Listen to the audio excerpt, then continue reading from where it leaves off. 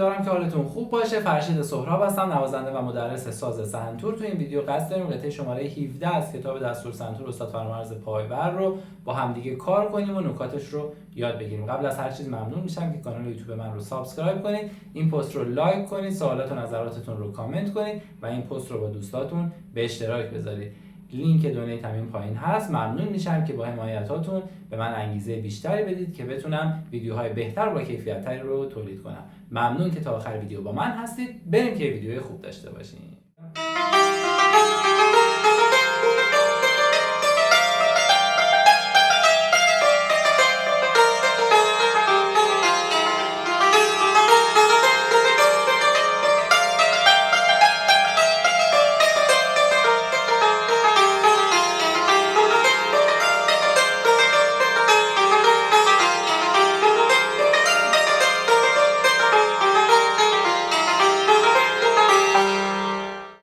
شماره 17 یه قطعه دوچاره و ترکیب نوت چنگ و دولا چنگ رو داریم اینجا.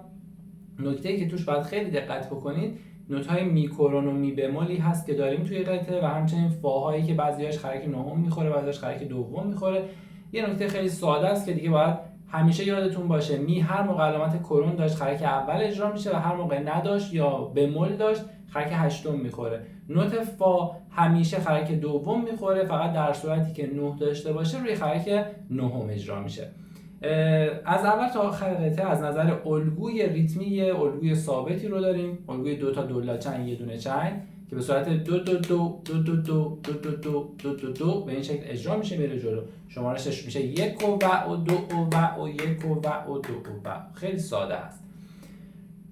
بریم از اول شروع کنیم. نوتامون هست از می خرک اول سیمای سفید شروع میشه، می فا سل، فا سل لا، سل لا سی، لا سی دو و به همین شکل سه تا سه تا میره بالا. توی خط دوم سی دو ره، دو ره می، ره می فا سل، فا سل لا، یعنی تا فا سل لای پشت خرک به همین شکل سه تا سه تا میاد جلو. من روی ساز براتون اجرا میکنم، فقط باید میگم مواظب می بمول و می کرون هاش باشید که سر جای خودش بخوره.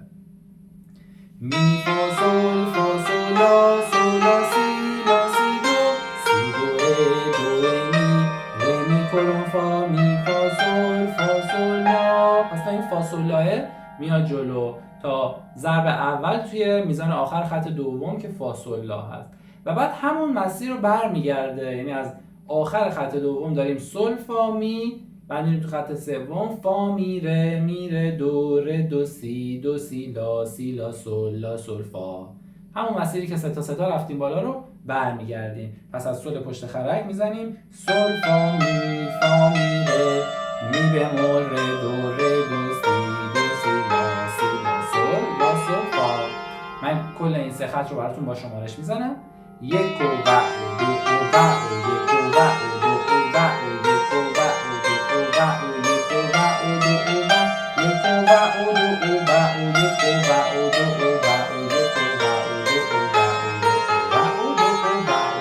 خیلی ساده.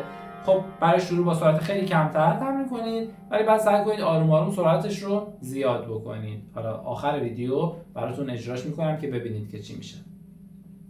به آخر خط سوم که میرسیم کل این سه خط رو تکرار کنیم و بعد جمله بعد خط چهارم تا میزان اول خط آخر هست. نوتامون هست می فا سل، لا سی دو، ره می فا میره دو، سی دو ره، دو سی لا، سل لا سی، لا سل فا. اجراش میکنیم: می فا سل، لا سی دو، ره می فا میره دو، سی دو ره، دو سی لا، سل لا سی، لا سل فا. شمارشش یک و دو و یک و دو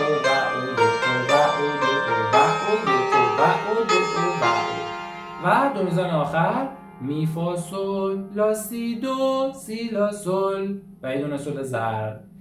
می فا سل، لا سی دو، سی لا سل. شمارشش یک و دو و بسیار عالی. یه دور از اول تا آخر براتون اجرا میکنم. اول با سرعت کم شما تمرین کنید اینطوری.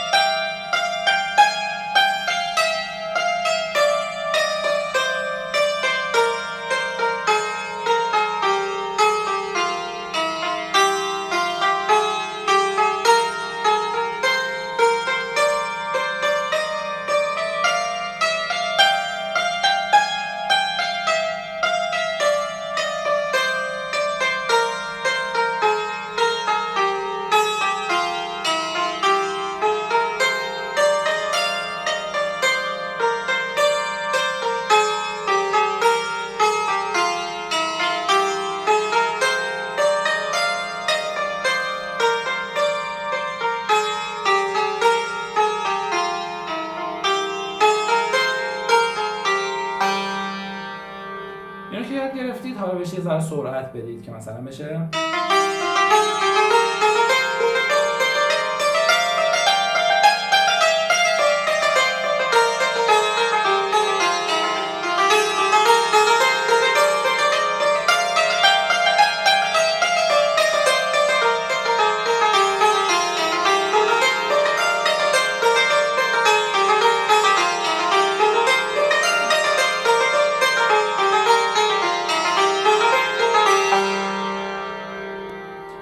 امیدوارم که ویدیو مورد توجهتون قرار گرفته باشه. ممنون میشم که کانال یوتیوب من رو سابسکرایب کنید. اگر این پست رو لایک نکردید همین الان لایک کنید.